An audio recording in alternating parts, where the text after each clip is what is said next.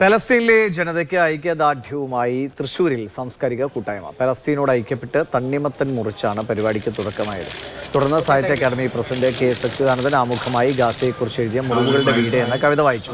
ശേഷം യുദ്ധത്തിൽ കൊല്ലപ്പെട്ട കുട്ടികളുടെ പേരുകളും വായിച്ചു. മാധ്യമപ്രവർത്തകൻ ശശികുമാർ കുട്ടികളുടെ പേരുകൾ വായിച്ച ഐക്യദാർഢ്യ സദസ്സ് ഉദ്ഘാടനം ചെയ്തു. Doctor P V Krishnan Nair, കവി രാവുണ്ണി, കവിതാ ബാലകൃഷ്ണൻ, ചലച്ചിത്ര സംവിധായകൻ പ്രിയനന്ദനൻ തുടങ്ങി കലാസാഹിത്യ സാംസ്കാരിക മേഖലയിലെ ഒട്ടേറെ പേർ പേരുകൾ വായിച്ച് ഗാസയുടെ ഐക്യദാർഢ്യം അറിയിച്ചു. ചിന്താ രവി ഫൗണ്ടേഷന്റെ ആഭിമുഖ്യത്തിൽ EMS സ്ക്വയറിലായിരുന്നു പരിപാടി. സംഘാടക സമിതി ചെയർമാൻ MP സുരേന്ദ്രൻ നേതൃത്വം നൽകി. ചോരയുടെ അടുക്കള, ചോരയുടെ തീന്മേശ, ചോരയുടെ കിടപ്പറ.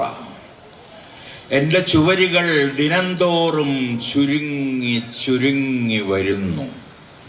നിവർന്നൊന്ന് നിൽക്കാനോ നിവർന്ന് കിടക്കാനോ പോലും അസാധ്യമായ വിധം എന്നിലേക്കുള്ള വഴികൾ ഓരോന്നോരോന്നായി അടയുന്നു.